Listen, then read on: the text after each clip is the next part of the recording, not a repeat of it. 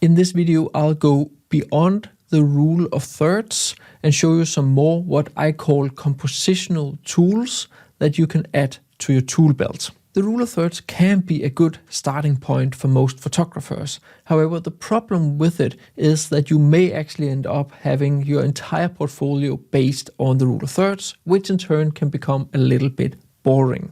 And using the rule of thirds can actually be a habit that is very hard to get rid of. The classic and basic way of using the rule of thirds is simply just to put your subject on one of the intersection points, and whoop-de-doo, magically you now have a strong composition. The problem is that by using it like this, you may actually end up throwing your photo way out of balance. The thing about the rule of thirds is that you can most often actually overlay the grid on most photos and force through and say that the photographer has used the rule of thirds. However, that's not really how you use the rule of thirds. But without further ado, let's go beyond the rule of thirds. And the first rule or tool I want to talk about is the tool of space. It's actually a compositional tool that I see many new photographers struggle with. So let's dig into a few examples. In this first photo here, we have me standing in a waterfall, and I have actually used the tool of space right here. If you have any kind of perceivable front or back to either a human, an animal, a building, a car, a boat, anything where you can imagine that there is a front, that front has in most circumstances to be turned into the photo. So now I'm just going to turn myself to the side, and you can see right here I'm looking out of the photo. I'm not looking into the photo. Here I'm looking into the photo. The front of your subject have to be turned towards the middle, and that is what the tool of space says. And likewise, in this example, where I have my subject, the little person standing looking into the frame on the left side of the photo, so he's turned towards the right. This here is also a classic rule of third composition. However, if I had that person looking out of the frame, I would completely ruin the entire photo. And that is why you need to go beyond the rule of thirds. You need to know more than the rule of thirds. In this photo here, I have the car driving into the photo. Here I have the penguin walking up and into the photo. In this photo here, I have the whale diving down under the water, but still into the photo. And of course, if you enjoy this video so far, I would highly appreciate both a like and a comment, and definitely subscribe if you want to learn more about both landscape photography, but also composition in landscape photography. The next compositional tool that you can use to your benefit is repeating patterns.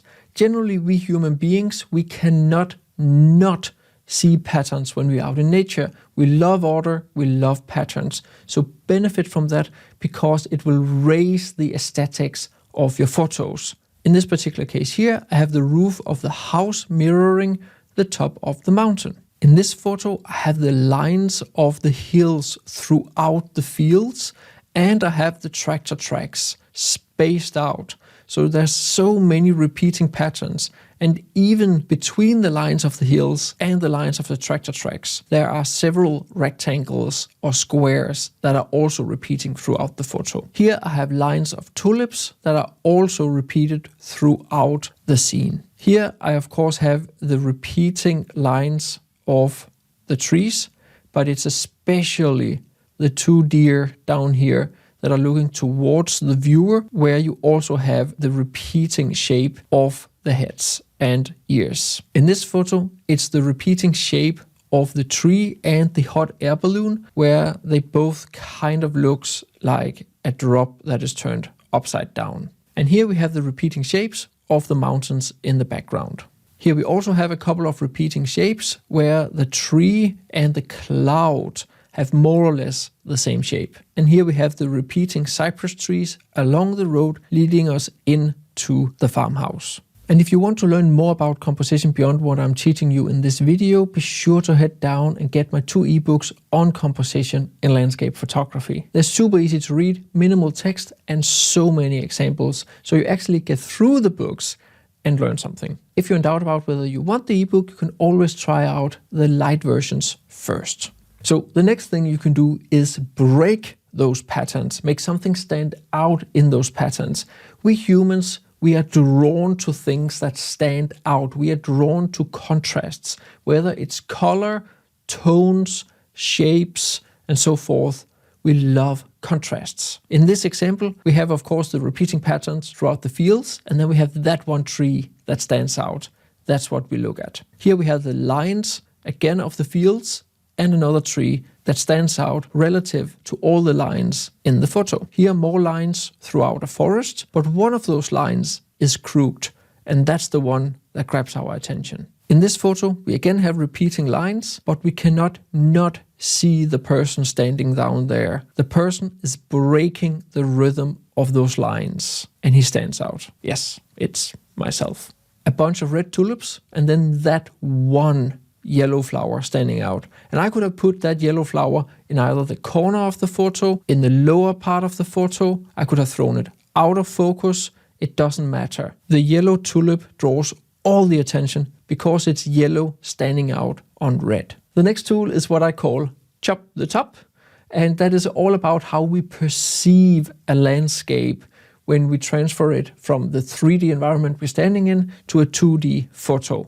And basically it just means, as you can see in this example here, I'm standing in front of a big mountain. If I want that mountain to look even bigger, I simply just crop out the top. In this way, we do not know where the top of the mountain is. So the mountain wall there in the background looks much larger, even though I have actually zoomed in and I am actually bigger in the photo than in the previous photo. But simply just by cropping it out, the background looks much larger. And in this example from before, I'm cropping the top of the frame just where you start to be able to see the sky. And in that way, it looks much bigger and much more impactful.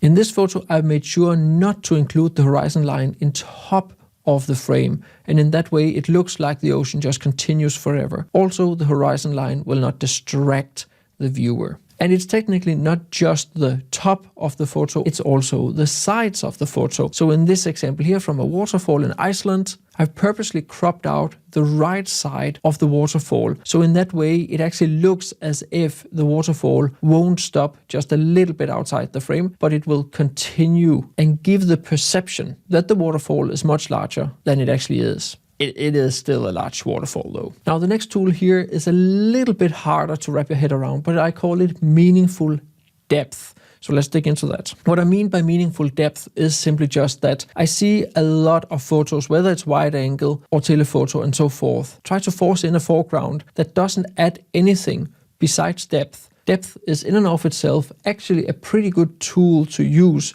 to create a sense of 3D in your photos.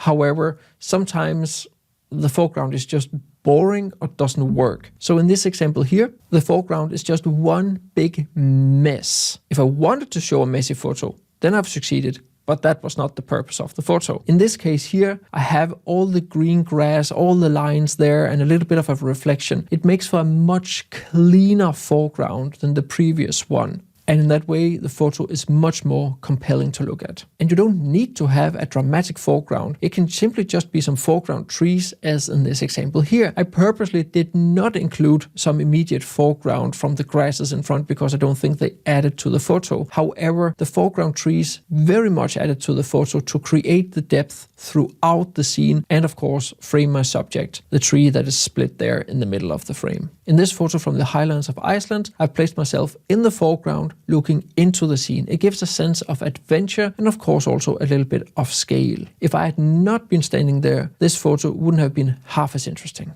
In this photo, I really wanted to photograph how the shadows were thrown down through the two trees there in the background. And I knew I needed some kind of foreground, not just to have the lake there. So I was waiting for some kind of bird to swim into the photo. And luckily, this pack of birds flew in front of it instead. And I captured this one, which has become one of my all-time favorite photos and really shows that morning atmosphere with birds flying around on top of the lakes here in Denmark. The next compositional tool that you can use is called Juxtaposition. It's not one I use a whole lot in my own photography, but you can look for it when you're out taking photos. However, it can be a little bit hard to find in nature. Juxtaposition simply just means that you have contrasting elements or opposite elements in a photo. So here we have this super modern ship, and in the foreground we have this old destroyed weather station. So we have the juxtaposition between the old and the new.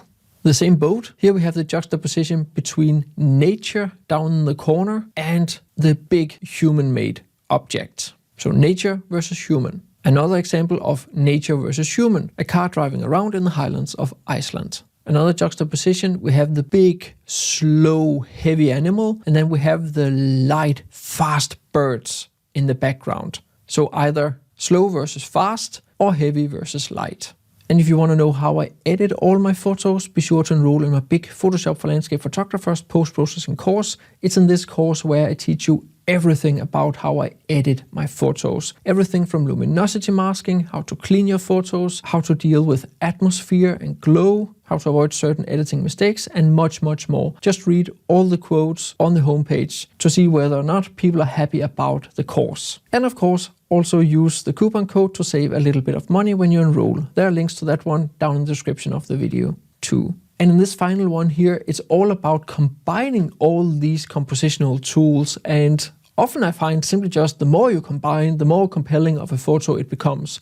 Not necessarily a more minimalist or simple photo, but generally it actually have a tendency to become quite a compelling photo if you combine many of the compositional tools that you learn. So in this example here, we have the meaningful depth that I talked about earlier, but we also have a juxtaposition between the green live plants and the old dead tree. So life versus death. And in this example, we have several repeating patterns. We have the cliffs in the background, of course, but we also have the small cliff here that is kind of standing with spread legs, and myself standing with spread legs. So there's also a repetition of pattern between me and the small cliff right there. Here I've captured a foreground ice sheet in an Arctic environment. So obviously we have the meaningful foreground. We also have a reflection, which is a repetition of pattern. And I have made sure to frame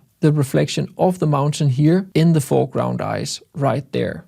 That was very much on purpose. Here we not just have the repetition of the elongated sandbanks and me breaking that pattern, we also have the reflection of the clouds in the sky in the calm water. So repetition of patterns and reflection. If you want to go to Iceland, the highlands of Iceland, if you want to go on any other workshop, be sure to subscribe to my newsletter where I announce workshops that have a tendency to sell out fast, else you can see all the workshops on my homepage. And there are, as I've said, of course, links to everything down in the description of this video. I hope you learned a little bit more about composition and you can take away some of the points I made in this video. And remember to subscribe if you want to learn more.